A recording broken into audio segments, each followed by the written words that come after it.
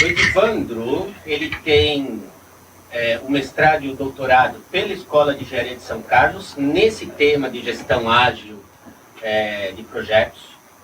Ele fez um pós-doutorado no MIT, na divisão de Engenharia de Sistemas.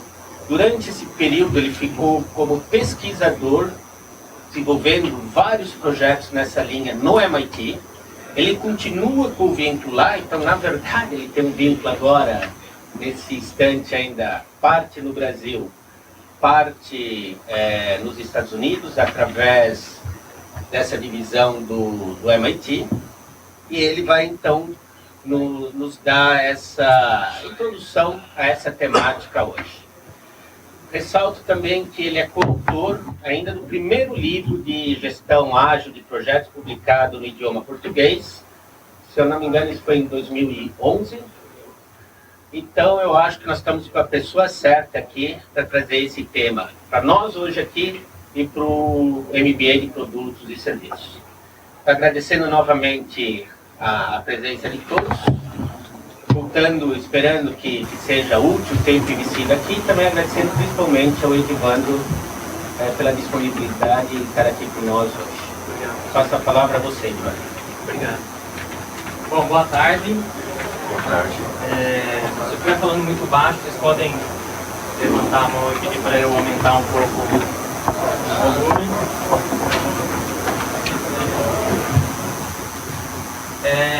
Bom, rapidamente estou agradecendo ao professor Paulo Kaminski, a toda a equipe, que sem eles essa transmissão não estaria acontecendo, ao professor Paulo Capulo, pela organização, e ao convite para vir falar aqui desse tema. Eu trabalho há quase 10 anos, com 2 anos de experiência internacional na área de pesquisa. Tenho trabalhado também na área de consultoria e treinamentos voltados para a gestão ágil e projetos de inovação. Eu vou falar aqui hoje sobre 4 principais tópicos. O primeiro, por que gestão ágil? Por que as empresas hoje estão querendo entender gestão ágil? Por que os profissionais estão buscando conhecimento em gestão ágil, certificações em gestão ágil e como aplicar isso, como estão buscando aplicar isso nas suas organizações. O que é gestão ágil de projetos? Eu acho que vou focar bastante, uma boa parte da palestra, falando do propósito, o porquê de gestão ágil. Não vou focar tanto no como, porque o como vocês vão fazer inscrição na disciplina e nós vamos aqui ensinar como fazer isso. Mas eu vou dar alguns insights, vou mostrar 2 cases bastante interessantes de como as empresas estão fazendo isso. Dá uma visão bem rápida de pesquisas globais que eu fiz na área de gestão ágil, para vocês terem uma ideia de como isso está sendo usado pelas empresas, tá? E por fim, falar um pouquinho dessa disciplina. Então, vou falar mais ou menos uns 50 minutos, e aí a gente vai abrir para perguntas sobre o tema, dúvidas e compartilhar um pouco disso.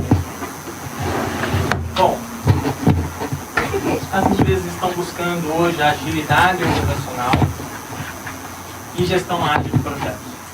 Né? Nós estamos, vocês percebem, principalmente aqui no Brasil, a gente está com um cenário econômico não tão favorável, mas fora do Brasil, a busca pela inovação, não só em produto, em serviço, mas até diferentes tipos de inovação, é algo extremamente fundamental para qualquer organização. E a agilidade com que essas empresas inovam é extremamente fundamental também. Porque desde que você tem uma ideia, o quão mais rápido você consegue transformar isso em algo que tem um resultado, em algo que vai te trazer retorno para a empresa, melhor. E existem alguns tipos de projetos, vou falar bastante sobre tipos de projetos, e isso é fundamental para entender o porquê da gestão ágil. Existem projetos que são aquela inovação radical, tem diferença, e precisa entender que essa diferença não é somente em prática, as coisas que a gente consegue ver, é comportamental, é de estratégia, é de foco de recursos, é de poder assumir mais riscos e entender que a inovação, dependendo do grau dela, você vai ter um alto risco de não dar certo, mas você vai estar aprendendo nesse processo. E esse processo, a forma como você gerencia esses projetos, é extremamente importante. Aqui eu trouxe alguns exemplos de produtos e empresas, né? Todo mundo consegue enxergar aqui. O WhatsApp, o aplicativo, acho que todo mundo conhece o Airbnb, eu já ouvi falar do Airbnb. A Tesla, eu acho que todo mundo conhece esse carro, ou pelo menos já viu alguma matéria sobre esse carro. Ou seja, todos esses produtos, aqui o Mars Rover, que é um pouquinho interessante de estudar, que é a sonda que eles mandaram para Marte, para investigar os filhos, mais de 8 bilhões de filhos.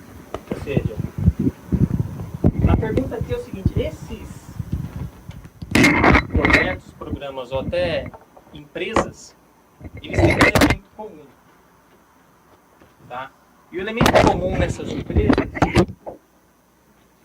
será esse aqui. Então, independente do tipo do projeto, do porte do projeto, se você está desenvolvendo uma nova empresa a partir de um produto, o que vai acontecer quando você tem essa inovação é mais ou menos isso aqui. Você vai ter, claro, um processo de desenvolvimento de produtos ou de serviços, que vai ser o core, vai ser a espinha dorsal do seu desenvolvimento. Isso cada empresa tem o seu, tá?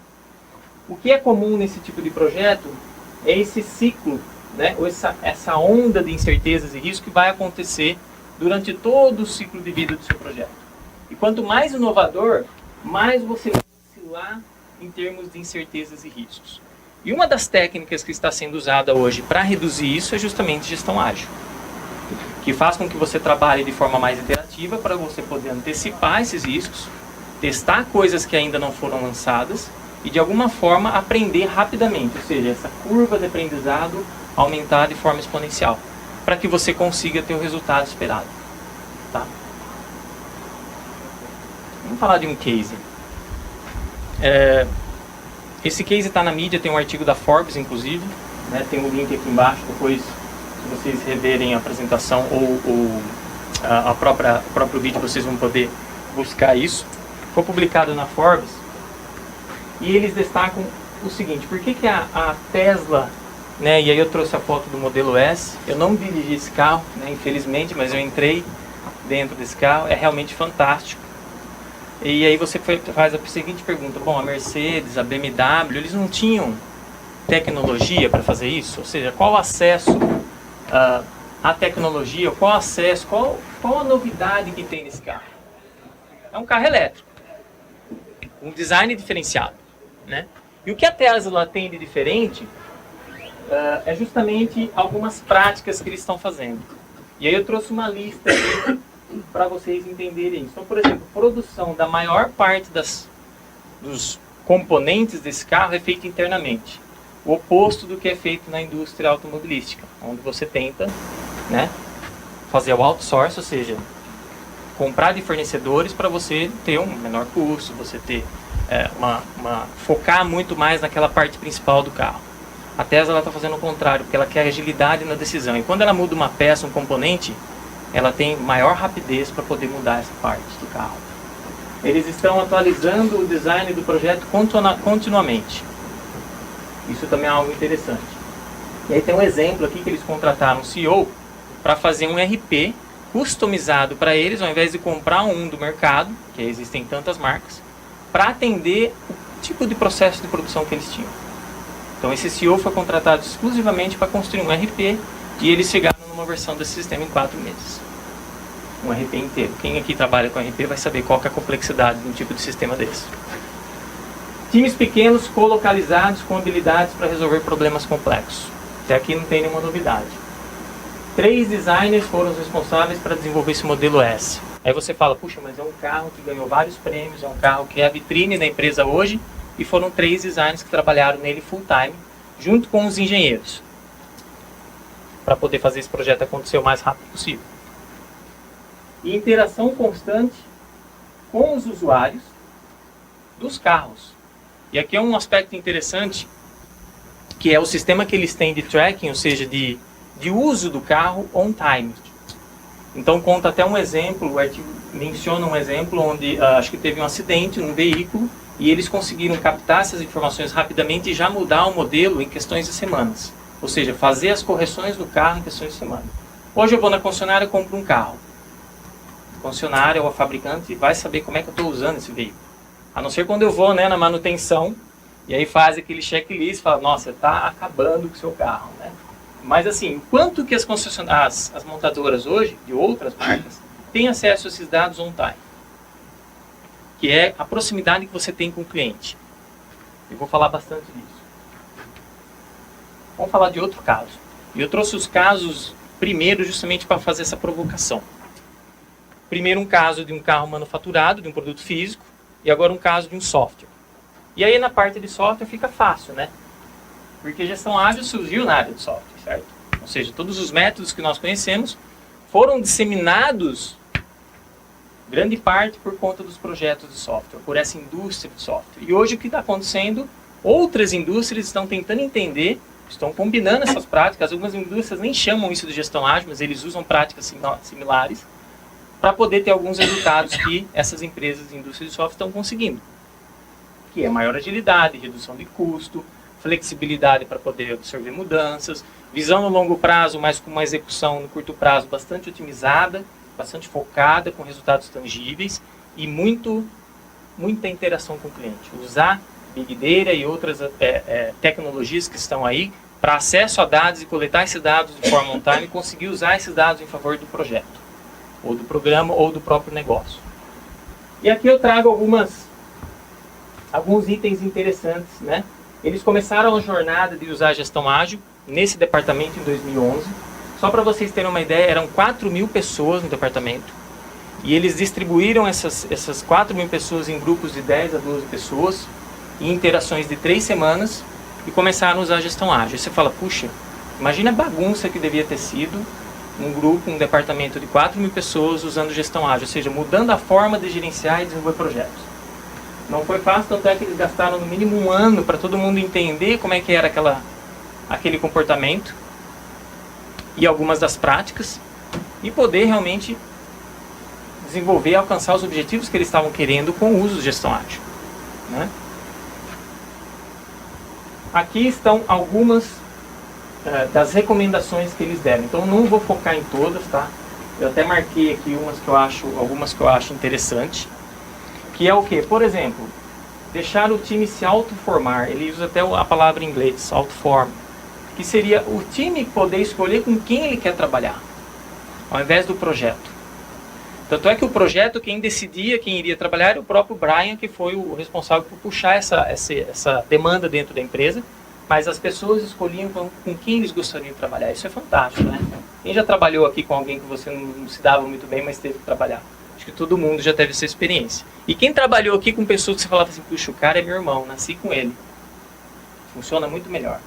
Então eles perceberam que isso poderia ser algum diferencial. Eles deram, né, à medida do possível, claro, essa opção. Buscar o equilíbrio adequado entre disciplina e autonomia. Dar autonomia para o time, tomar decisão, porque o turbilhão de coisas está acontecendo ali no dia a dia do projeto. Às vezes o gestor não está tão próximo para ajudar nessa tomada de decisão. E isso é um fator crítico de agilidade. Se você não tem poder de tomar decisão, não tem acesso rápido ao seu tomador de decisão, você vai demorar muito tempo para tomar essa decisão, às vezes semanas, e isso é crítico para o projeto. Às vezes alguma coisa que poderia ser resolvido fácil porque você tinha acesso a quem decide, a quem te ajuda a decidir, ou quem pelo menos assina essa decisão. Eu acho que todo mundo aqui já passou também por esse momento, ou seja, você precisava tomar uma decisão, precisava de um feedback do seu gestor e você demorou às vezes 2, 3 dias, 1 semana para conseguir falar com ele. Isso é extremamente importante. Buscar agilidade em escala e não escalar a agilidade. E aí aqui é interessante esse trocadilho, que é o seguinte, ao invés de eu tentar transformar Scrum, que é o método que eles usavam, em algo grandioso, vamos aplicar Scrum em vários times. E aí todos os times quebrados usando Scrum no nível do time, a gente vai ter isso em escala. E aí entra numa discussão mais semântica, mais conceitual e até um pouco emocional de como fazer isso. Mas a questão é que ao invés de você pensar como é que eu adiciono coisas num método para ele ficar grande e compor toda a minha empresa, eu vou continuar simples e vou aplicar isso localmente nos times de projeto. E aí eu vou ter layers, né, camadas de tomada de decisão e processos diferentes, para poder integrar todo esse time. Porque se eu não conseguir integrar todos esses times, eu talvez não consiga fazer um programa igual ao do Mars Rover, que tinha aí, sei lá, mais de 2.000 pessoas trabalhando, e N empresas participando desse projeto. Então hoje uma grande discussão das empresas que já estão usando gestão ágil é como é que eu escalo isso para o nível estratégico, fazendo com que toda a minha empresa pense dessa forma, trabalhe dessa forma. Porque lá no time do projeto tá meio que resolvido, principalmente na área de software.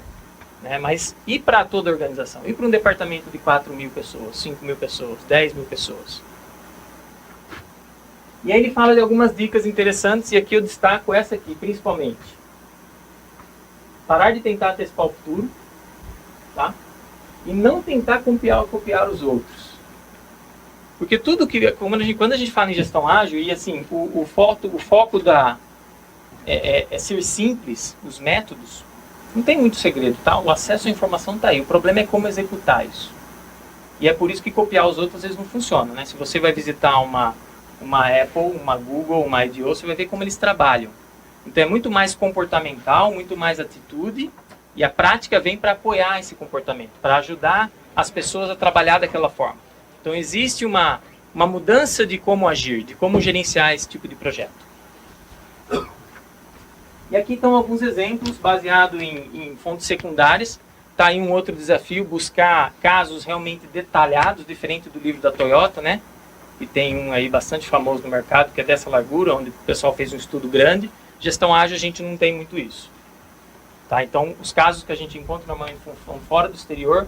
No Brasil existe alguma descrição, alguns artigos, principalmente na área de software, mas a gente não tem descrição em muitos detalhes para poder mostrar isso para as outras empresas. Talvez por ser algo realmente complicado de simplesmente colocar num livro ou num case e a empresa tentar copiar daquela forma. Diferentes tipos de projeto. Então, na nossa organização, qualquer organização que você vai ter desde aquele projeto que está aqui, que é incremental, ou seja, não tem nenhuma melhoria, não tem nenhuma novidade muito avançada, talvez a mudança de um componente, talvez a mudança de uma ação no processo, isso já vai dar um resultado, e tem aquele projeto que está no outro extremo, que além de ter tecnologia nova, que pode ser conhecimento, tá? Um conhecimento novo, nanotecnologia, por exemplo, e é novo para a equipe, para o mercado ou para a empresa. E aqui vem uma coisa interessante. Você fala o seguinte: bom, Edivando, se não é novo para o mercado, não é inovador? Só que sua equipe, sua empresa nunca fez. Quer um exemplo? Submarino atômico. O Brasil agora está trabalhando com isso recentemente, né? Mas assim, submarino atômico não é novo para ninguém, né? A Rússia já fazia, os Estados Unidos faz vários. Acontece que é um segredo de negócio.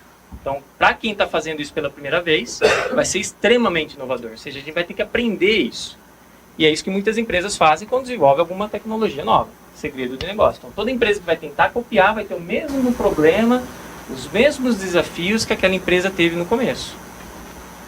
Por que eu falei isso? A gente perguntou para 49 gestores, coordenadores, diretores de projeto, quais eram as dificuldades que eles tinham em gerenciar projetos de inovação. E aí a gente compilou isso aqui, ó. Então, identificar projetos segundo uma estratégia de longo prazo. Então, pensando naqueles projetos mais inovadores, como é que eu identifico essa estratégia? Mudanças de escopo e requisito. E aqui não é novidade, até o projeto que não é tão inovador, se não for bem planejado, vai ter muito problema de escopo. E aí é má gestão mesmo. Como planejar o escopo de um projeto, né? Se ele não está claro ainda, se eu não sei o que fazer, se eu não sei qual vai ser o resultado final. A ausência de flexibilidade das estruturas organizacionais, ou seja, como a empresa está estruturada, organizada por processos, por práticas, se existe ou não um processo já documentado, se isso já está na cabeça das pessoas e é intuitivo, é institucionalizado, e aí você realmente tem esses problemas de como gerenciar esse tipo de projeto. E administrar riscos inerentes de um projeto inovador. Principalmente hoje, né, no nosso cenário, eu não posso apostar em algo que eu não sei se vai dar certo. Só que inovação, às vezes, é mais ou menos isso mesmo. Por mais que você vai planejar, é importante planejar bastante, mas ainda assim você não vai ter certeza do que vai ter de resultado. E aí eu compilei, baseado nesses estudos, a gente pensou em, inclusive, esses 5 desafios de projeto de inovação, só para dar o tom de qual é o cenário da gestão ágil hoje. Eles estão no livro, né, que a gente publicou, tá? A referência ali embaixo. Então eu vou falar desses 5, e esses 5 desafios servem para qualquer tipo de projeto de inovação. Então o primeiro deles é esse alto nível de incerteza. É você realmente não ter acesso à informação ou como planejar em detalhes comparado com um projeto que você já fez antes, que você talvez já tenha até um baseline num software e você pode simplesmente adaptar isso, você vai ter um histórico, você pode comparar os erros e acertos, né? O outro é obter cooperação e coordenação dentro de equipes de especialistas com diferentes formações. Quando a gente está falando de um projeto de inovação, às vezes tem uma universidade envolvida, às vezes tem um representante do governo, às vezes tem outra empresa parceira envolvida. E como é que eu coordeno tudo isso? Isso só traz complexidade e desafios para o projeto. Realizar esse projeto, né, em redes de inovação, e às vezes essa rede não tem uma empresa líder. É 50-50. Somos parceiros. E aí vai chegar no momento que, né, vai ter aquelas discussões bem calorosas, onde a gente vai ter que decidir quem é que vai assumir o risco, quem é que vai assumir o erro, quem é que vai gerenciar e coordenar aquela parte do projeto. O quarto é envolver clientes e usuários. Isso aqui em software é crítico. Porque se a empresa está desenvolvendo um software sob demanda e não tem como ter o feedback do cliente, você não fecha o looping. Não adianta você entregar a cada 15 dias, se não tem ninguém para te dar feedback. Não adianta você fazer desenvolvimento iterativo. E no estudo que a gente fez aqui no Brasil, começou aqui no Brasil, depois eu fui convidado para ir para o MIT fazer esse estudo, continuar esse estudo, essa é uma das principais variáveis que apareceu. Se você não tem acesso ao seu cliente, não tem como coletar esses dados para saber se você está indo no caminho certo, você talvez não vai ter a agilidade que você está buscando. Então pensa assim no seu chefe, ele te pede uma apresentação. E aí ele fala o seguinte, ó, faz uma apresentação, você fala, nossa, eu nunca fiz isso, como é que eu vou fazer? Bom, você vai lá, faz uma versão, gasta uma semana, chega pra ele e fala assim, ixi, não era isso que eu queria, aí você vai e gasta mais uma semana. Aí ele fala, tá quase. Você gastou um mês pra chegar mais ou menos, né, e ele fala, é isso aí. Se você tivesse feito isso a cada dia, olha, eu fiz aqui um draft, aqui uma estrutura, e é isso, olha, eu não entendi isso aqui. No outro dia você vai lá, faz mais um pouquinho, conversa com ele, e assim vai. Parece simples, né, parece óbvio, mas às vezes a gente não consegue fazer isso no nosso projeto. E quando se trata de um projeto que você nunca fez antes, que tem esse grau de inovação, isso é extremamente importante. Alguém tem que ter esse papel. Às vezes não tem como ter o cliente próximo, mas você tem que ter alguma forma de coletar informações de mercado para quem vai ser aquele produto ou usuário, para que você consiga avaliar se você está no caminho certo. E solucionar problemas complexos que muitas vezes vão além do produto, né? E a gente já começa a pensar o seguinte, olha, qual é o modelo de negócio para esse projeto? Eu tenho que pensar, porque o meu trabalho acaba ali na entrega do projeto, mas se o projeto for um fracasso, o que adianta eu ter sucesso, entregar no prazo, no escopo, na qualidade? Não é verdade? Então você tem que expandir um pouco essa visão, e hoje os gestores de projetos têm que buscar conhecimento em outras áreas. Né? A gestão de projetos já é complexa por si só, mas hoje ele tem que entender o modelo de negócio, como é que se cria um modelo de negócio, como é que se pensa em cliente, como é que vai ser a experiência do meu cliente para esse produto que eu estou desenvolvendo. Porque se eu entregar o produto no prazo, a experiência dele for ruim, vai ser mais um produto no mercado fracassado. Tá? Essas então são as 5 características que a gente julga que cabem nesses tipos de projetos de inovação. E aí a pergunta é, por que então algumas empresas conseguem se diferenciar das outras? É acesso à informação? O que vocês acham? É acesso a talentos? É pagar mais? Ou tem alguma mágica? No fundo, o problema desse tipo de projeto é a execução, porque a ideia hoje está fácil de ter. É até engraçado falar isso, né? Mas hoje, ideia não é difícil de ter ideia. Às vezes o que é difícil realmente é transformar isso em alguma coisa que dê lucro, que seja realmente uma inovação. E aí a gente passa a falar de execução. Muitas empresas conseguem levantar um banco de ideias com programas de inovação aberta, mas aí eles não conseguem executar aquelas ideias. Ou quando eles começam a executar, o primeiro gate que eles começam a avaliar, não deu certo, estou gastando demais, corta. Só que aquilo só ia dar fruto daqui 5 anos, ou daqui 3 anos. Então a gente está começando a falar de execução. E é na execução que a gestão ágil vai ajudar bastante. Porque durante a execução, o que você vai ter é isso aqui, ó, muitas mudanças, desde o começo. E aí as incertezas, né, quanto maior for sua mudança e menor for sua capacidade de mudar, sua agilidade, maior serão suas incertezas e riscos. E aí, claro, até eu se fosse CEO de uma empresa, quando isso aqui começa a acender a luz vermelha, a gente tem que pisar no freio. porque pode dar errado. Então, uma forma de você reduzir essas incertezas é realmente entendendo como essas mudanças acontecem, aceitando elas e tendo essa agilidade para poder acatar, né, absorver essas mudanças de alguma forma. E o paradigma da agilidade é justamente esse. E aí a gente traz alguns elementos críticos aqui, que são, primeiro, equipes pequenas.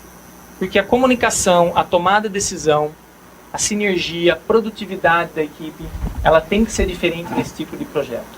Principalmente aqueles mais inovadores. Então, quando você vai em empresas que estão aí no mercado, que têm um desempenho diferente em projetos de inovação, ou seja, trabalham dessa forma, você vai ver que os projetos todos, a equipe é pequena, ela trabalha naquele projeto, um projeto por vez, acaba um, começa outro. Normalmente essa equipe fica um ano e meio trabalhando junto, para você construir essa confiança entre as pessoas. Veja que aqui eu não estou falando em prática. Não estamos tocando no assunto de prática, estamos falando em competência e agilidade, que é o nível mais avançado depois que você começa a usar uma prática ágil. Então esse paradigma é extremamente crítico.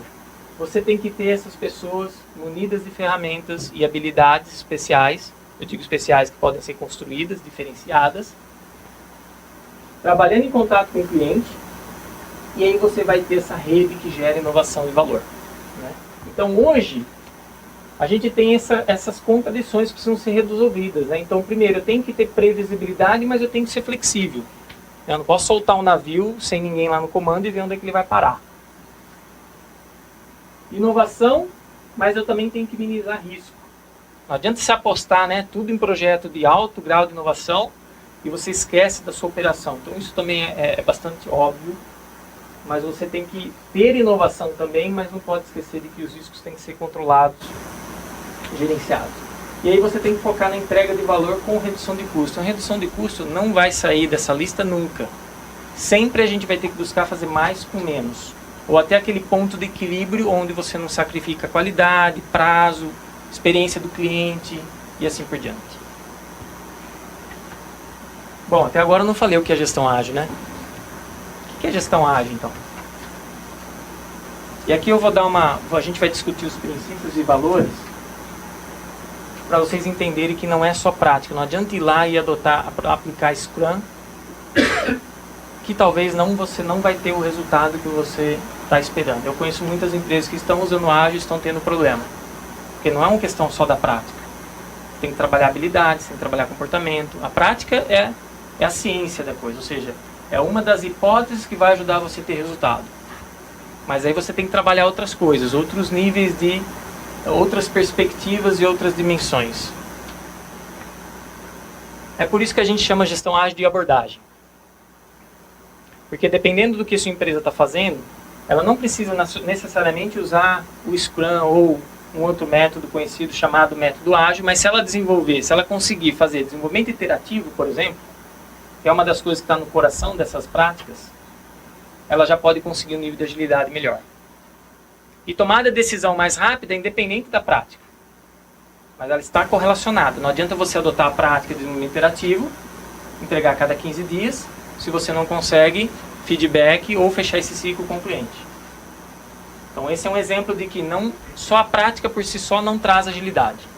E aí a gente cunhou um termo bastante interessante que eu não trouxe aqui para não deixar a cabeça de vocês mais cheia de informações, que é fatores críticos da agilidade. São essenciais para que você tenha o desempenho daquelas práticas almejado. E você precisa observar esses fatores, precisa diagnosticar esses fatores antes de começar a fazer a implementação dessas práticas. O que poucas empresas fazem. Ela fala, bom, vamos usar Scrum, treina todo mundo Scrum, começa. É 2 anos batendo a cabeça. Aí tem que contratar um coaching, consultor, contrata uma outra equipe, dá outro treinamento, porque não é fácil essa mudança. Alguns dos princípios, não vou listar todos, mas essa teoria, essa abordagem tem essa lista de princípios, de valores, e aqui o recado que eu quero deixar, ao invés de eu ler todos esses, vocês podem ler, isso tem na internet, está lá no nosso livro, é pensar o seguinte: cada empresa vai ter que ter o seu core de princípios.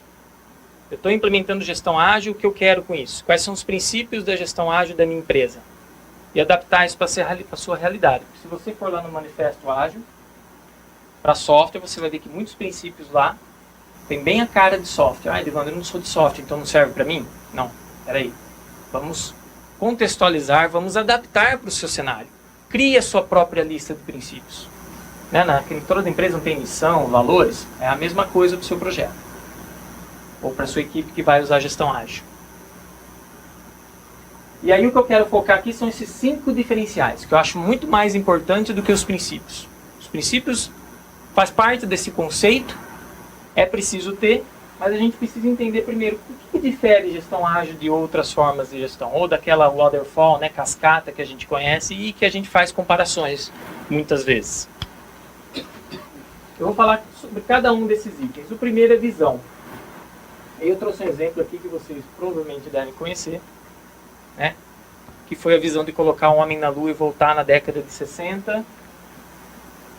O John Kennedy falou isso em 61 e 69, eles mandaram o homem para a Lua.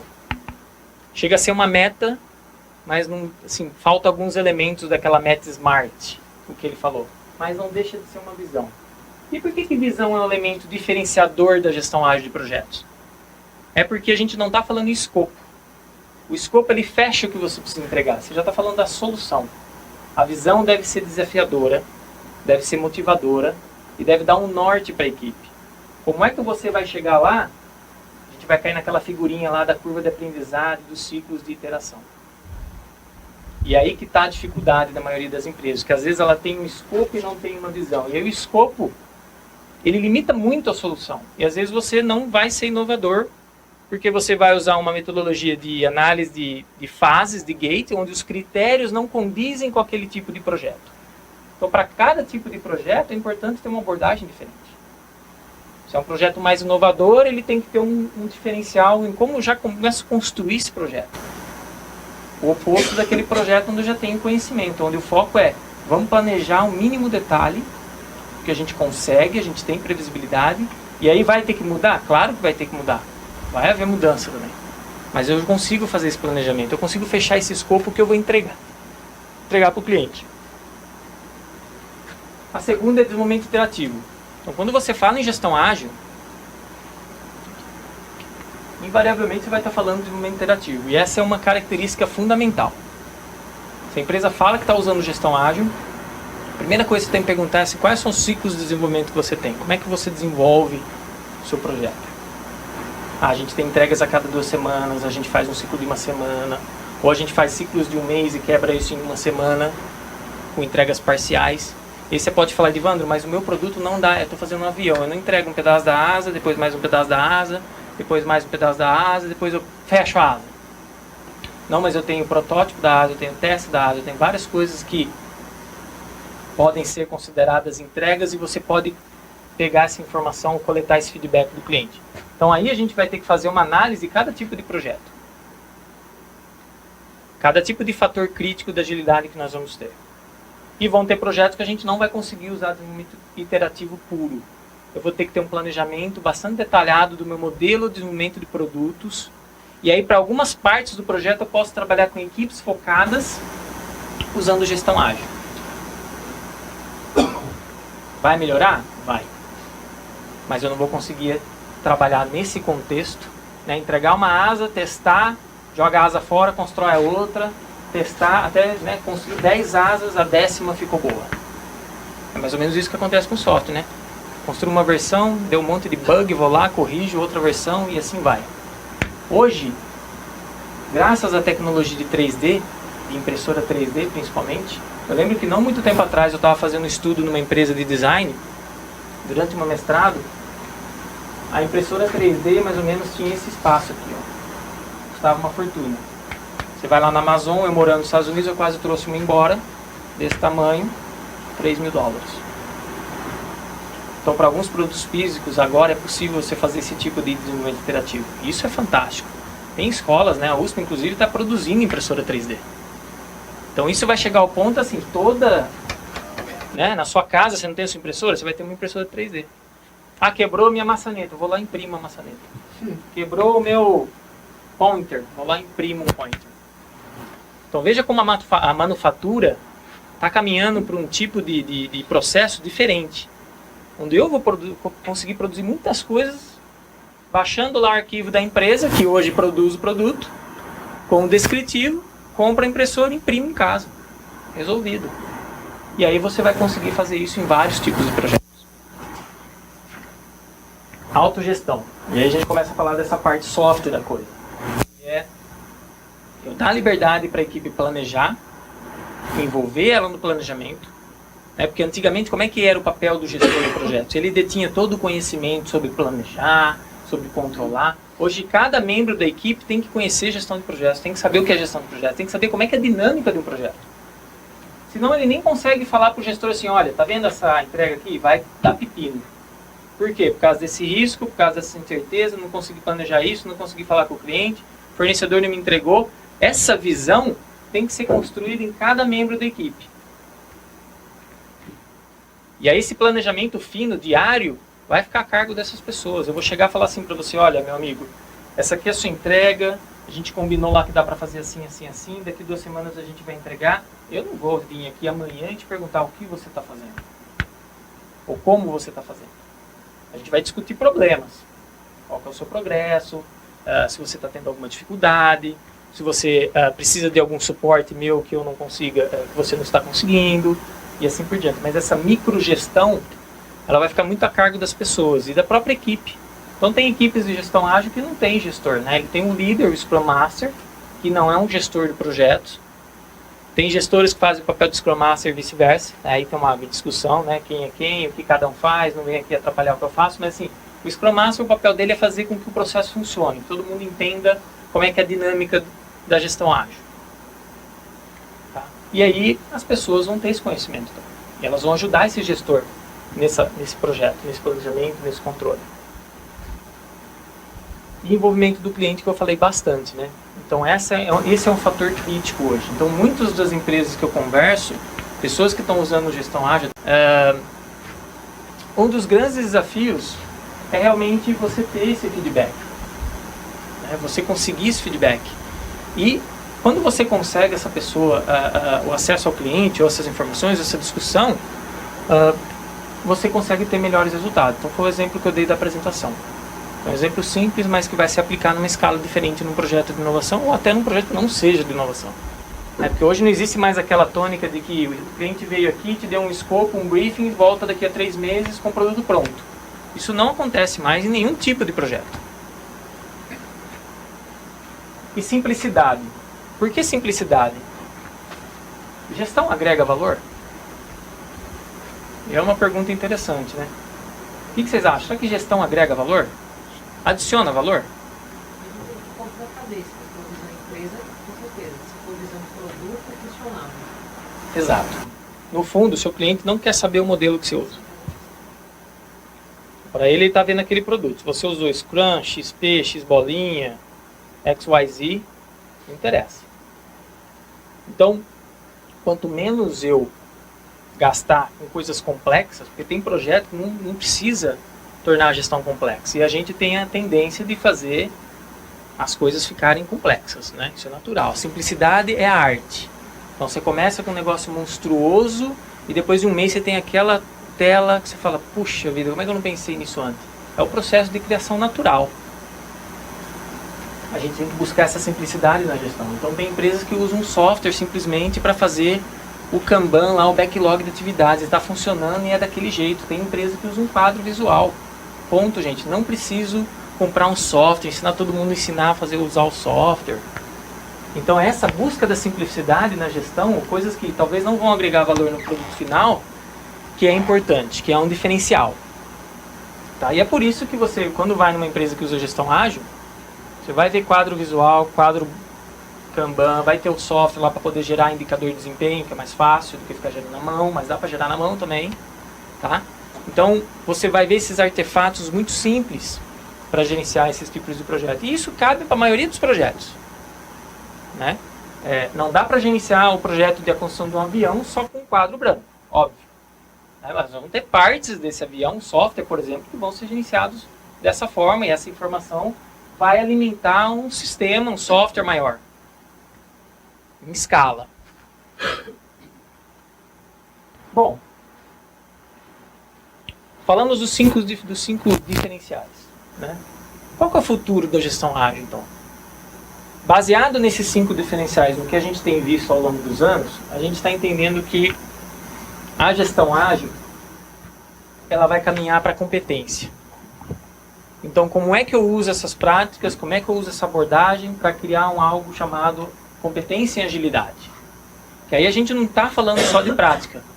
Então, foi o exemplo que eu usei aqui para vocês das pessoas, do comportamento, do mindset. Nós fizemos essa pesquisa lá no MIT, que foi a continuação do meu doutorado aqui no Brasil, lá na Escola de Engenharia de São Carlos. E lá eu expandi essa pesquisa para fazer algo com uma amostra global. Esse relatório está disponível, vocês podem olhar no site do MIT, onde tem o link. E a gente conseguiu uma amostra aí de 76 países participando, 870 mais ou menos, 856 participantes de 76 países. O que a gente buscou com essa pesquisa? Entender como é que a gente constrói essa competência em agilidade. Tanto é que o próprio nome da pesquisa é competência do time, que tem a ver com prática, que tem a ver com fator crítico de agilidade, ou seja, comportamento, estrutura da empresa, e tem a ver com mudança, transformação organizacional, que é o que a gente viu no case lá da Microsoft. Se vocês lerem o artigo inteiro, vocês vão perceber essa transformação, como é que isso aconteceu. O que a gente viu nessa pesquisa? Primeiro, gestão ágil, né? Não é só em software que está acontecendo hoje, a gente comprovou isso. Então, principalmente em serviços, está sendo bastante usado, tá? Mas não só em software. Então, a gente tem, por exemplo, algumas empresas usando na área de energia, construção ainda pouco, governo tem bastante, telecomunicações várias. Ou seja, diversas empresas hoje estão tentando usar essas técnicas. E aí depois eu vou mostrar um outro gráfico para vocês que é bastante interessante, que é o seguinte: o quanto a empresa entende o que é gestão ágil, o quanto de prática eles estão usando, que realmente trazem agilidade. E aí a gente encontrou outra coisa interessante, que é esse hybrid, né, que é o modelo híbrido. Que eu vou mostrar também, falar um pouquinho rapidamente disso. E na disciplina a gente vai abordar um pouco esse tema também. Inclusive vai ser uma das primeiras no Brasil que vai ter oficialmente esse item discutido na sala. Como é que eu construo modelos híbridos adequados para a minha organização, usando práticas ágeis, práticas de design thinking, práticas de lean, ou seja, N abordagens. Porque o que não falta hoje é abordagem, certo? E métodos. Tem método aos montes. Né? E quais foram os critérios usados para identificar se essa empresa faz uma gestão ágil ou não? Porque quando você fala em híbrido, e a gente olha para a categoria de empresa, as empresas vão naturalmente se aproximar. Então você vem com práticas ágeis, né, continuarem para a indústria de software, entrando na indústria, outros tipos de serviços. Mas se observa a práticas Lean, por exemplo, hoje design que vem principalmente vem da indústria, né, começando a permear a parte de software. Sim, repito. Sim, repito. Vamos ver se eu consigo reproduzir toda a questão. Qual que é o critério, né, para a gente poder saber o que é o híbrido e o que é o... Sim, o critério foi o seguinte. Aqui foi feita uma análise de cluster, primeiro, para encontrar esses grupos. E o critério que a gente usou foram 14 práticas que não tinha a palavra ágil em nenhum momento, mas que eram práticas que são associadas à gestão ágil de projetos. Então, pelo menos, se você planeja de forma iterativa, ou você planeja construir vários planos com uma visão macro, você está usando gestão ágil. E a gente criou 2 polos. Então, numa escala, de um lado era a tendência para ter mais, para usar essa prática, e a outra era uma prática diferente, mais waterfall ou mais cascata. E aí, claro, a gente tem vários problemas de survey, como qualquer outra survey, que é o quanto confiar naquela escala. Mas aí a gente fez um negócio muito interessante, que foi o quê? Agrupar essas práticas e fazer uma pergunta lá no começo assim: você se julga usando gestão ágil? Que modelo você usa hoje? Autodeclarado. E aí eu vou mostrar outro gráfico para você para responder sua pergunta, onde a gente viu que tem empresa que se acha usando ágil, mas ela deve estar usando, sabe o que? Um Daily Scrum, e está falando que usa método ágil. É uma prática. Está dando resultado? Pode ser que sim. Né? Porque agora é moda, né? Todo mundo está usando gestão ágil, vamos usar gestão ágil. Eu vou lá, começo a usar um quadro Kanban, puxa, eu estou usando gestão ágil. Você vende isso para o cliente. Será que você está tendo o benefício que você quer? É o propósito, é o porquê de usar gestão ágil.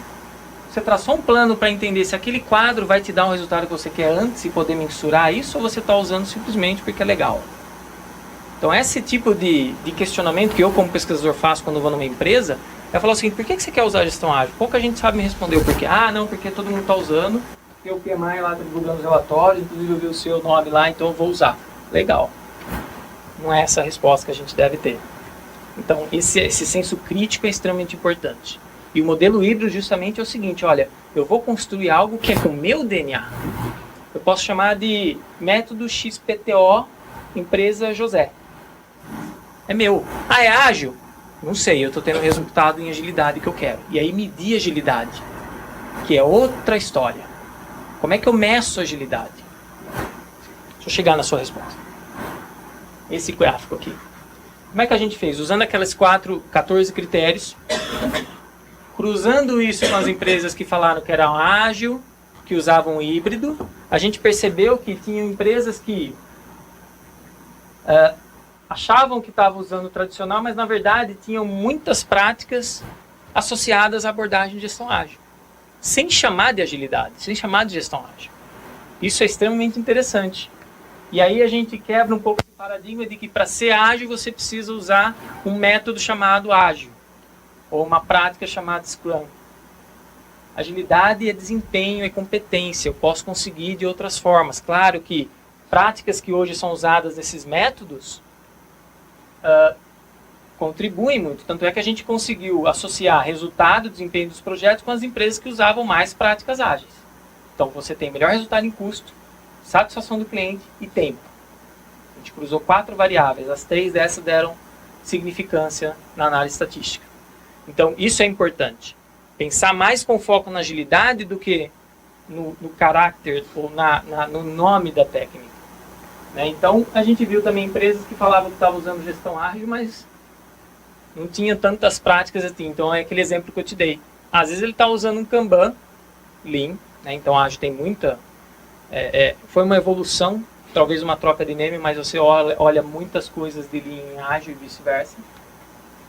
Mas ele está usando um quadro, uma prática. Então, assim, não necessariamente é o Scrum puro. Então, eu já fui visitar empresas que eram 100% ágeis, no sentido de pegar um método e ipsis literis, fazer exatamente como aquele método funcionava. E para eles estava funcionando muito bem.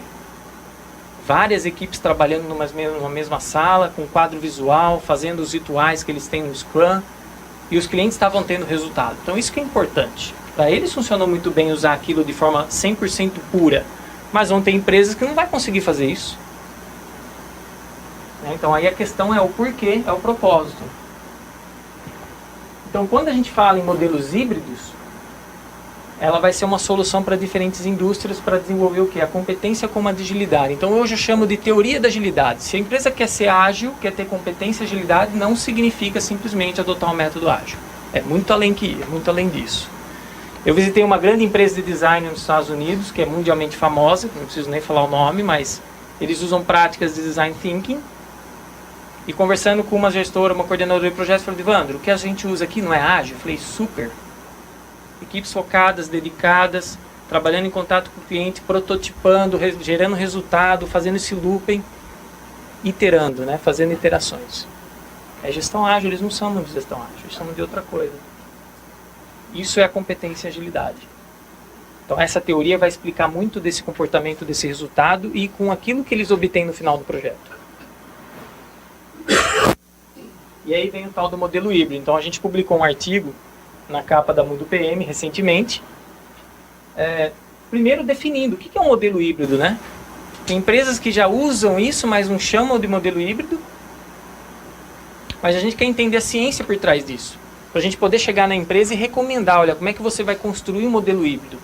Não é combinar a prática Y com a prática X simplesmente. São N abordagens, tá? E você vai ter um propósito. Qual é o propósito aqui? Maximizar o desempenho do projeto, do produto, proporcionar esse equilíbrio entre previsibilidade e flexibilidade que a gente está buscando, que as empresas estão buscando, reduzir riscos, aumentar a inovação e entregar melhores resultados. Então, quando a gente fala no tema modelo híbrido, que as empresas têm que entender é o seguinte: primeiro eu tenho que fazer uma análise, né, uma autofotografia, para ver se eu tenho alguns fatores críticos da agilidade.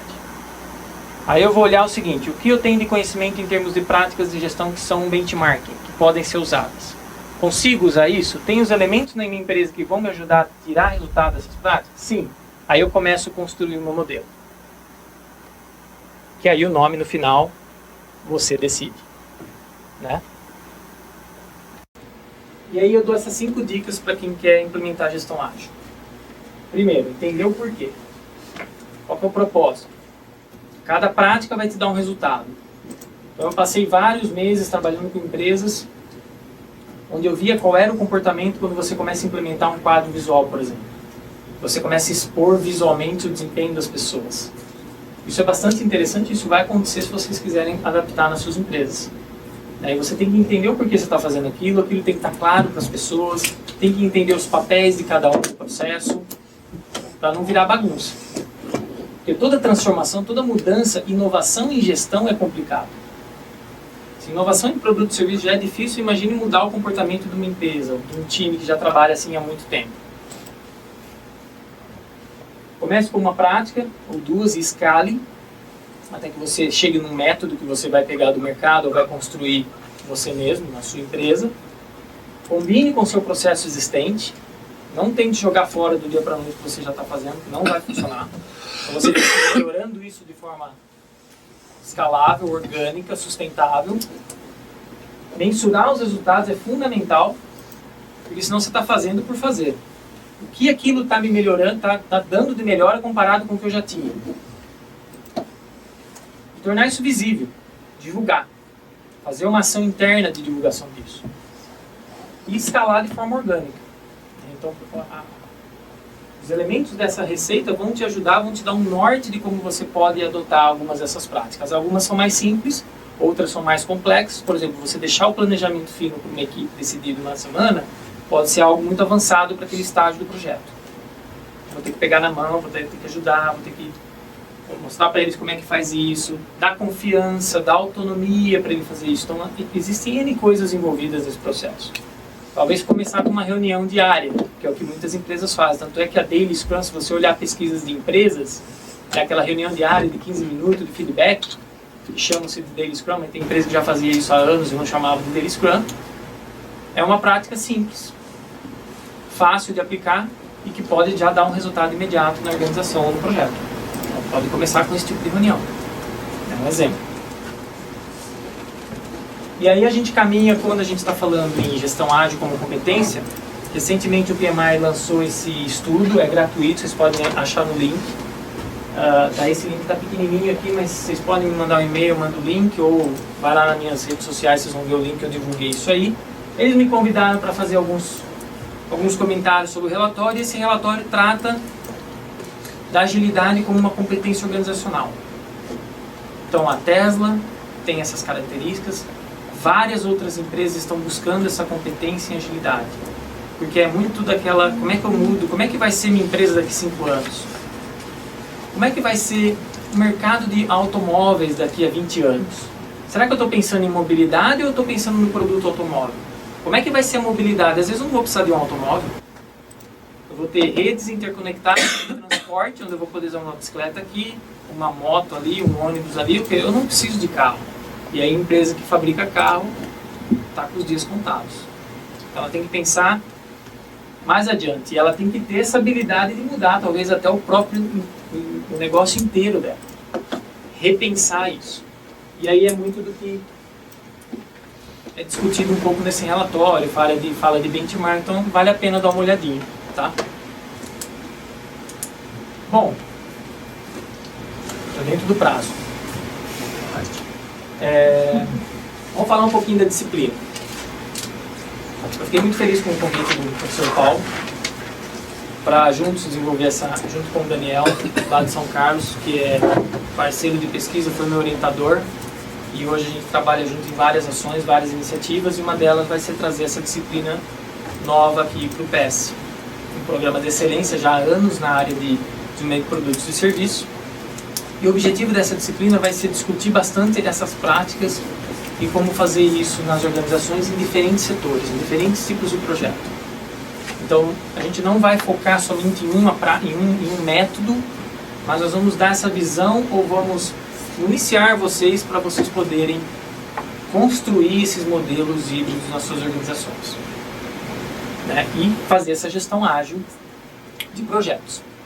E aí, o público-alvo, ela não exige nenhum conhecimento prévio, tá? Mesmo em gestão de projetos. Todas as práticas que vão ser trabalhadas, cases e dinâmicas que a gente vai ter, você não precisa ter nenhum conhecimento avançado de gestão de projetos, né? Então, vão poder ter qualquer pessoa pode participar, né? E falando um pouquinho da ementa, o que eu vou tentar fazer nessa disciplina, nós vamos tentar construir nela, é dar desde a história da evolução dessa gestão ágil, para vocês entenderem como é que isso surgiu, né? O próprio conceito de agilidade, eu estudei isso no meu doutorado e não surgiu em gestão ágil. Já era praticado em manufatura, inclusive o termo lá era Agile Manufacturing, e muitos dos princípios que você vê hoje em gestão ágil foram emprestados ou adaptados dessa teoria.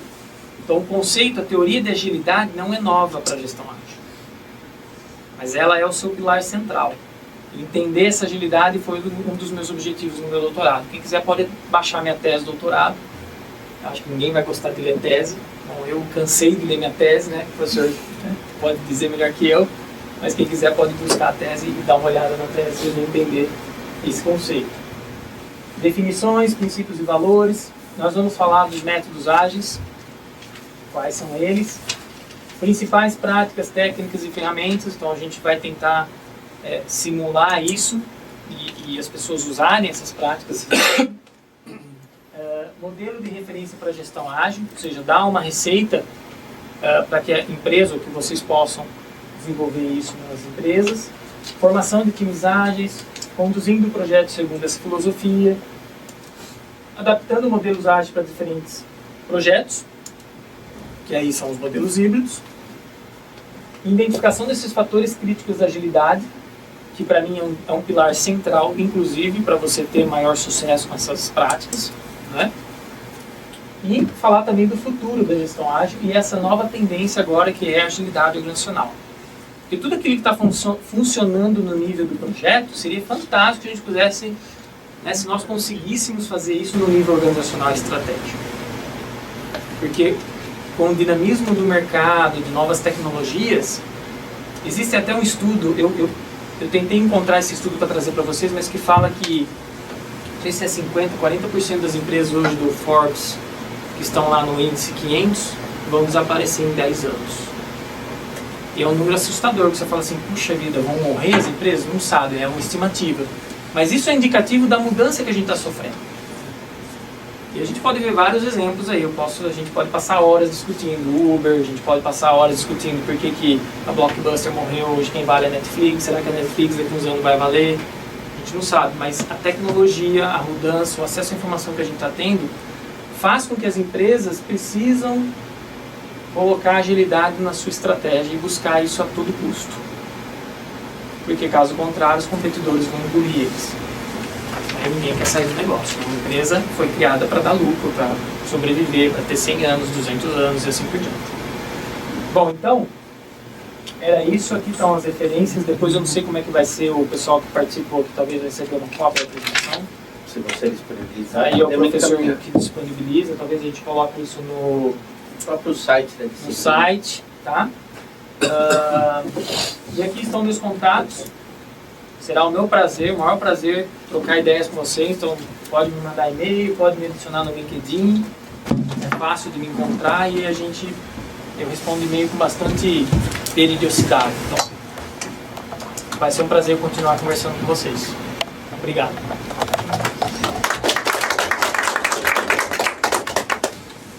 Tem muita pergunta, pessoal. Como é que vai fazer as perguntas? Porque as perguntas têm que ser no vídeo também ou não?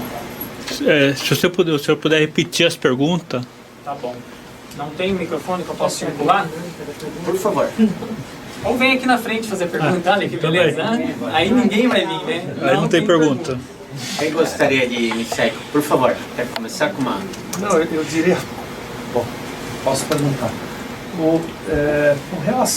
Com relação à quantidade de projetos existentes e um processo de seleção natural, tipo o fuzzy front-end, você deve conhecer o termo, como é que a metodologia ágil faz para selecionar esses projetos?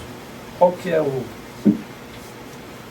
A pergunta dele foi o seguinte: num conjunto, num portfólio de projetos, e a gente tem aquela fase inicial que é chamada de fuzzy front-end, que é o início de um produto, de um serviço, de um produto, ainda está na ideia, na ideação, então não tem muitas informações, você tem que avaliar esses projetos para poder colocar em um pipeline, um rollout.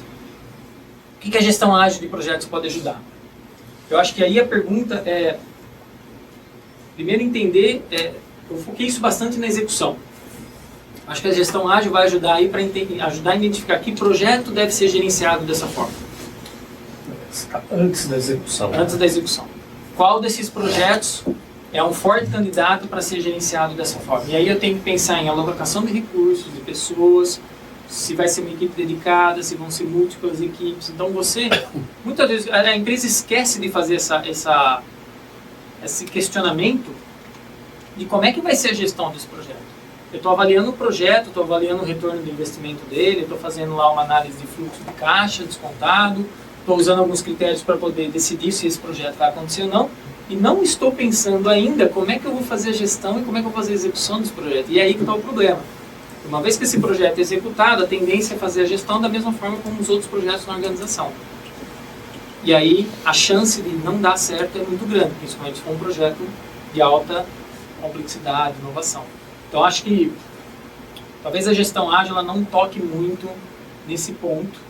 Eu acho que ela vai ser mais um suporte para entender como é que eu avalio o meu portfólio, quais são aqueles candidatos para eu separar talvez uma equipe e fazer com que eles usem ágil, para eu ter maior interação e poder coletar resultados, talvez fazer até um teste de hipótese.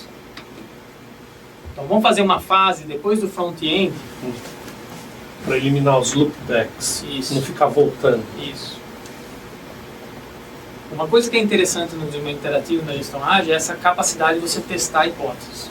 Acho que isso pode ser usado numa pré-fase de desenvolvimento, onde você vai coletar informações, prototipar rapidamente para ver se aquilo realmente que você pensou lá no front-end faz sentido. E aí sim você pode até, se você conseguir chegar no nível de detalhamento de informação, mudar a forma de gestão. É isso que a gente precisa entender. A forma de gestão vai mudar conforme o ciclo do projeto. Porque você vai ganhando experiência, você vai ganhando conhecimento, você vai tendo acesso à informação, você vai testando coisas e você vai conseguir ter uma visão mais clara, mais detalhada. E aí você pode mudar a forma como você gerencia. Tem um termo bastante interessante que a gente estudou, só fazendo um paralelo, chama improvisação. Do jazz mesmo. Como é que eu uso isso em desenvolvimento de produto? Quem aqui nunca improvisou? Se levantar a mão e falar que não, está mentindo. Quando a gente planeja, né, planejou lá, vamos seguir o plano. Deu a primeira coisa errada. Você tem tempo de parar e fazer o plano e começar de novo? Não, você improvisa. Você planeja ao mesmo tempo. Isso se chama improvisação. E aí, num tipo de projeto como esse, você vai acabar improvisando bastante. E essa improvisação não no sentido de resolver problemas, né, de qualquer jeito. É entender como que eu vou gerenciar, como é que eu vou fazer a gestão daquele ponto em diante. Será que o que está funcionando continua funcionando? Então, no próprio Scrum tem uma reunião que você faz ao final do sprint para você avaliar se o que está sendo feito em termos de gestão está funcionando. Então, várias equipes, por exemplo, olha, a gente está fazendo o quadro aqui visual, mas não está funcionando o quadro visual. Vamos colocar um software de gestão? Você está adaptando o modelo de gestão on the fly. E isso eu acho que pode ser útil para você pelo menos decidir qual projeto tem mais a cara de tal abordagem. E aí definir como é que isso vai ser executado. Tem um livro que acabou de ser lançado recentemente, eu esqueci o nome do autor, mas é pelo MIT, que ele fala o seguinte: faça 5 experimentos de $5.000 cada um para você testar uma ideia. É melhor o teste de uma ideia, o resultado tangível, do que uma aposta, um chute no planejamento. Então aí talvez adicionar uma fase pré-desenvolvimento onde eu vou investir um valor X de alto risco para fazer os testes e ver qual projeto dali vai ter maior chance de sucesso. E aí você pode usar a gestão ágil para fazer isso. Eu acho que a gestão ágil para escolher qual projeto vai entrar no pipeline não dá certo. Não é para isso que ela funciona. Wander, uma pergunta. Foi mencionado bastante a importância dos times, né? Me parece assim, times pequenos. Nós temos muito hoje em dia desenvolvimento global de produtos e serviços de produtos globais, portanto também distribuídos. Como que isso dá para coexistir, não dá? O que você poderia falar a respeito? Pergunta, saiu aí a pergunta?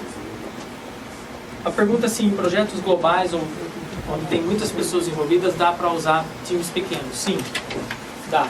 O desafio está em como é que eu desdobro as minhas entregas em partes que sejam executáveis por esses times virtuais. Aí é um desafio mais tecnológico do tipo de produto do que da própria gestão. Então, eu já vi empresas que trabalham com pessoas remotas em times ágeis. Mas é que eles conseguem definir muito bem qual é que vai ser a tarefa, qual a interface entre as tarefas, e as pessoas conseguem trabalhar a parte na Índia, a parte no Brasil. E isso ser integrado de uma forma mais orgânica. E aí também, mas o que eu vi nesse sentido, eu passei até visitação IBM, por exemplo, o que facilita bastante é ferramenta que ajude na comunicação. A gente fala de daily meeting. Aí você tem um desenvolvedor nos Estados Unidos, um na Índia e um no Brasil. Como é que essas pessoas mantêm a comunicação on the fly? Elas têm ferramenta apropriada para isso. Então tem todo um suíte, né, que ampara a equipe no conceito da comunicação. A pergunta dela foi, o comentário dela foi no sentido de que algumas empresas que já usam isso, na verdade, eles têm todo um ferramental tecnológico que apoia a comunicação. Porque a grande vantagem de ter uma equipe pequena, localizada, é a comunicação. Né? Eu não preciso mandar e-mail para ela perguntando o que está acontecendo, para me ajudar aqui. Eu levanto, vou lá, falo, ó, tá vendo isso aqui, ó? Vamos discutir, vamos tomar um café junto. Em pé. Agora, como é que eu faço isso se tem parte do time na Índia, fuso horário diferente ou em outro país? Então, aí você tem que ter ferramentas que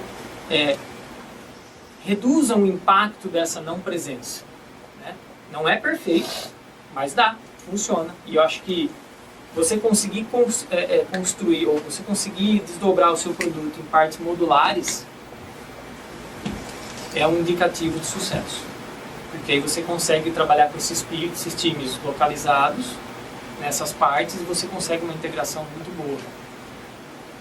A própria decisão da Tesla, e aí minha posição, a minha leitura, a própria posição dela de pegar e produzir todas as coisas internamente é justamente por isso, porque como que acontece hoje na indústria?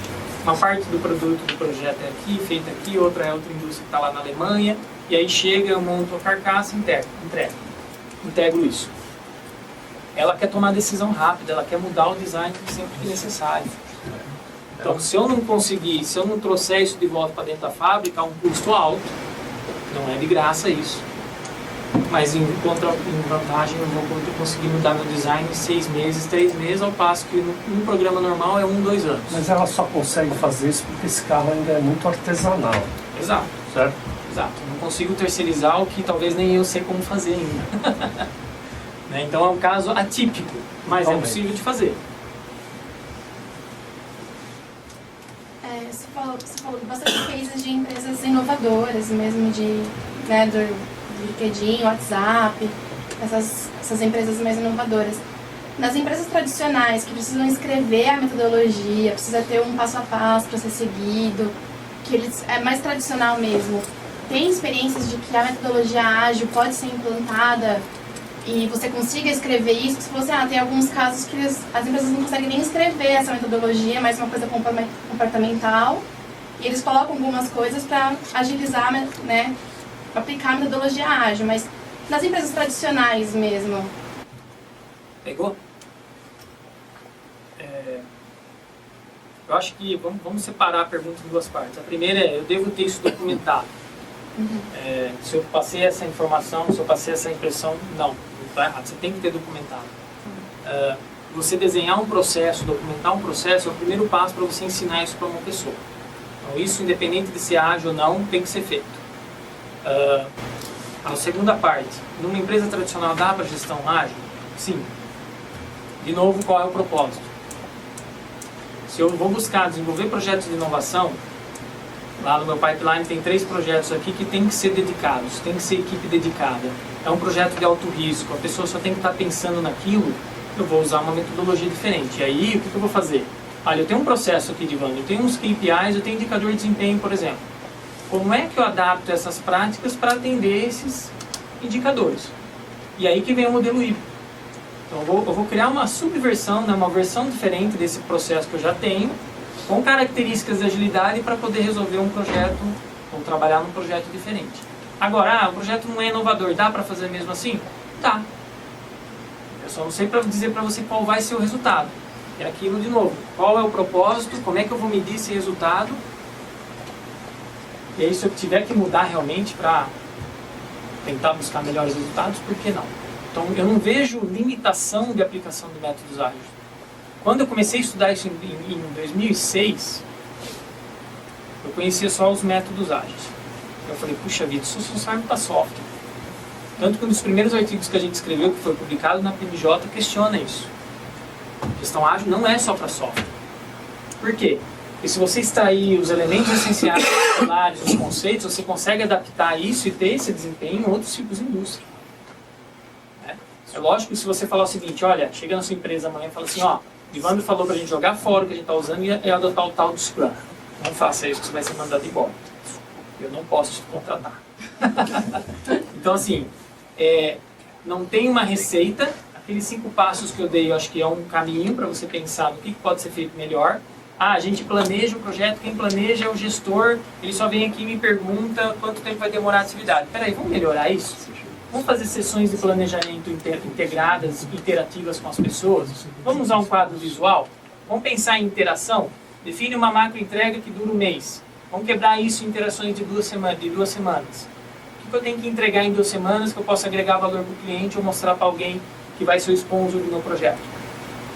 Eu fiz uma pequena mudança que pode dar um resultado muito bom. E aí vai devagar.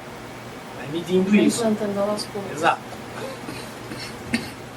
Vou compartilhar aqui também. Eu passei por um período de uns 2, 3 anos, uma transformação semelhante em banco. Que é esse tipo de exemplo que você trouxe. Que eu acho que dificulta mais. Não é nem a questão da prática, não é uma coisa é o que você falou em relação à agilidade, é muito mais que uma prática, é uma questão de cultura, de conceito e de fato entender o que é ser ágil, na essência da palavra. Enquanto as pessoas tentam fazer prática quando sentam num comitê e esperam um tipo de informação daquele jeito, ou a hierarquia pesa mais do que a liberdade que você dá para uma autogestão de uma equipe, aí é que impacta. Não é nem a questão da prática do documento, do fluxo, é a cultura que a empresa aplica e o que dessa cultura vai contra os principais princípios que comentou de agilidade. Mas minha avaliação lá foi essa, o que é que dificulta aquilo ali virar? Esse confronto. Eu acho que o que é interessante, e aí eu vou falar um pouquinho do Scrum. Por que o Scrum é massivamente adotado? Porque ele é simples de entender, ele é difícil de usar no começo, mas ele é simples de entender. E, para que ele funcione, realmente se você vai ler os livros e entender sobre o método, a ideia é que você pegue aquilo em pacote e faça daquele jeito. Não tente inventar moda no começo, a menos que você seja um especialista em gestão ágil. Por quê? Porque aquelas práticas ali já vai te dar algum resultado, são simples, mas é difícil de você mudar o comportamento, porque você vai errar em estimativa. Você fala que vai entregar em 15 semanas, estoura a iteração, tem que jogar para outra iteração, aí já começa a dar errado. Aí o seu gestor vem e fala, esse negócio de Scrum não ia funcionar, o que está acontecendo? É culpa do método? Não. É culpa da forma de implementação. Por isso que eu falo tais fatores críticos de agilidade e entender a agilidade como uma competência, como algo maior, estratégico. Quando vem top-down, quando o seu CEO entende o que é agilidade, a coisa é muito mais fácil. O Elon Musk, eu acho que entende muito bem isso. E ele força as pessoas a trabalharem dessa forma. Então aí é diferente. Já tem um apoio, né? Você já sai, largada positiva, verde, porque você tem um apoio executivo. Né? E a estrutura favorece. Banco é complicado, tem vários segmentos, aeroespacial também tem muita regulação. mas a NASA usou muito em gestão ágil em software, vários programas. Então, assim... Você teria algum exemplo de serviços na linha de banco, seguros? Serviço Alguma tá sendo... que tem uma regulamentação forte que foi possível aplicar? Na minha pesquisa eu peguei banco. Eu não tenho caso para te contar assim, esse banco fazia dessa forma, mas no Brasil, inclusive, tem vários bancos, se você procurar, provavelmente você vai achar, ou conversar em redes sociais, você vai encontrar. Muitos bancos estão usando gestão ágil. Tanto na parte de TI, parte toda estrutural do banco, operações, mas alguns já estão pensando em como é que eu crio produtos novos, só que aí eles estão combinando gestão ágil com design thinking. Isso. Eu trabalho num banco que está começando a utilizar, mas só para TI. Para a criação de produtos, de serviços, enfim, uma linha de crédito, seguro, ainda não. Então, só na fase de desenvolvimento de tecnologia. Eu acho que para desenvolvimento de produto, meu background de mestrado e doutorado foi em engenharia de produção. Então, eu estudei bastante desenvolvimento de produto, modelos de desenvolvimento de produto, fases, stage gates, por aí vai. O banco, para desenvolver o seu serviço, tem lá o seu modelão. Eu espero que tenha. Então, como é que eu implemento gestão ágil aqui para talvez me dar maior visibilidade ou me dar uma segurança, um feedback maior, reduzir riscos e incertezas? E aí você pode tentar aplicar algumas práticas. Se você pensar em desenvolvimento de produto, design thinking e gestão ágil, no fundo tem o seu core, que é o quê? Iteração. A diferença é que você vai ter um contato bem maior, né, que é o tal da empatia no começo, que no gestão ágil de projetos é feito. E quando você define lá o seu backlog, com quem você define? Com o seu cliente. Então você está fazendo isso, mas está usando técnicas um pouquinho diferentes. Então a prototipação é extremamente fundamental em todas as partes do processo. E aí, no caso de serviços, eu acho que vale a mesma lógica, a mesma receitinha lá. Olha, o que acontece hoje no nosso desenvolvimento de serviço? Será que a gente está demorando muito para entregar um serviço, para levar esse serviço para o mercado, a resposta do mercado está sendo lenta? Como é que a gente resolve esses problemas? Será que talvez fazer um piloto, um pré-teste, jogar isso no mercado logo de cara, fazer um teste com grupos antes funciona? E aí você vê se esse processo vai ajudar ou não. Eu acho que talvez não é redesenhar o modelo que você tem. É usar algum desses elementos, aí se quiser chamar de ágil, não tem problema. Mas veja algumas dessas práticas que existem na literatura e que outras empresas estão usando e ver assim, bom, o que serviria aqui para mim? Será que eu quero aumentar a comunicação, aumentar a interação entre as pessoas, tomar a decisão mais rápida? Que prática eu posso usar para isso? E aí, primeiro, identificar o problema. Normalmente a gente vai na solução, quero usar a gestão ágil. Você já está pensando na solução, você não está pensando no problema que você vai resolver com aquilo. Então eu acho esse exercício extremamente fundamental e às vezes no dia a dia a gente não tem tempo de perguntar o porquê, né? A gente já vai, olha, tem a solução, está aqui o livro do Edivando, vamos começar a usar isso aqui. Talvez não seja a solução, aí não dá certo, né? De quem vai ser a culpa do livro do Edivando. Legal? Mais alguma? Uma última pergunta, por causa do tempo. Por favor. Um dos conceitos usados na apresentados foi reduzir a equipe para aumentar a agilidade. Só que em algumas situações, quando você reduz o time, você concentra o conhecimento nesse time. E quando esse time é visado por outras empresas, quando esse time sai, como que a empresa se protege desse tipo de evento? É que teve um evento parecido numa empresa chamada Mission, que é americana. Acho que ela estava trabalhando é uma startup, e estava trabalhando, acho que em protótipo de moto elétrica. Aí a Apple estava querendo construir um carro elétrico e contratou os engenheiros dela. Aí ela declarou falência porque o principal time dela saiu fora do projeto. Pergunta muito inteligente, sabe? E eu acho que essa aí é a lei do mercado, né? Igual o jogador, tá jogando bem, quem tem mais paga, leva. Eu acho que a gestão do conhecimento numa organização está ficando cada vez mais difícil. E é um tema que é bastante estudado, mas é difícil porque é muita coisa tácita, pouca. Você não consegue muitas vezes descrever todo esse processo, documentar tudo isso e outra pessoa vir, ler aquilo e absorver no nível que você tem. Então eu acho que, sendo bem honesto, eu não sei se eu teria resposta, a solução para isso. Eu acho que a empresa tem que investir, principalmente aquelas startups, onde é fácil vir uma empresa grande oferecer 4 vezes o que você recebe e te levar embora. Eu acho que aí está muito assim, como é que eu documento, como é que eu compartilho esse conhecimento, como é que eu tiro esse conhecimento dessas pessoas, para que outras pessoas possam usar, né? Então, eu acho que aí tem dois momentos. Primeiro, assim, tem um time pequeno, o conhecimento está ali. Se você é uma empresa pequena, isso vai acontecer ou pode acontecer. Normalmente absorve a empresa inteira, né? Não compra só o time. É até um caso que assim, eu nunca tinha ouvido falar, o cara vai lá, pega o seu time de engenharia inteiro, quebrou, faliu a empresa. Pode acontecer, mas assim, o que eu ouço é, vou lá e eu absorvo essa empresa inteira, porque ela tem o know-how, ela tem o conhecimento, ela já tem já funciona de alguma forma, e eu absorvo isso numa grande empresa. É uma forma de inovar, inclusive. Né? Bastante interessante. Agora, se eu sou uma grande empresa, eu estou num time pequeno, mesmo cenário, autoconhecimento, eu tenho que ter estrutura, tenho que ter conhecimento e um processo para fazer com que aquele conhecimento seja distribuído por outros times, para outros times. E aí você pode fazer isso de N formas, tanto em encontros, tanto em processos formais de descrição, tanto em usar tecnologias, gravar em vídeo, fazer apresentação, aí vão ter N práticas e técnicas que algumas vão funcionar melhor, outras não tanto. Mas eu acho que eu não arriscaria dar uma solução para você, porque eu acho que não teria uma solução para isso. É a lei do mercado. Você faz acordo contratual, né? Dá para fazer acordo legal, lógico. Assim, você vai sair daqui, mas você não pode, você está fazendo um non-disclosure. Então você não pode ir para outra empresa e falar tudo o que você fez. Então acho que existem meios legais para você, pelo menos, garantir que a pessoa não vai sair daqui e ali, atravessar a rua e no seu concorrente e pedir um salário 4 vezes maior que ele vai para lá. Fechou? Gente, obrigado. Foi um prazer estar aqui com vocês. Espero que vocês tenham gostado. E vamos manter contato para a gente poder trocar ideias, conselhos, conhecimentos. Obrigado. Queria agradecer mais uma vez o Edivânio aqui pela palestra. É um tema muito importante e que pode trazer bastante auxílio aí nessa parte do desenvolvimento de produtos e serviços. Convido a todos também para dar uma olhadinha no site do PES e todos os cursos que nós oferecemos lá.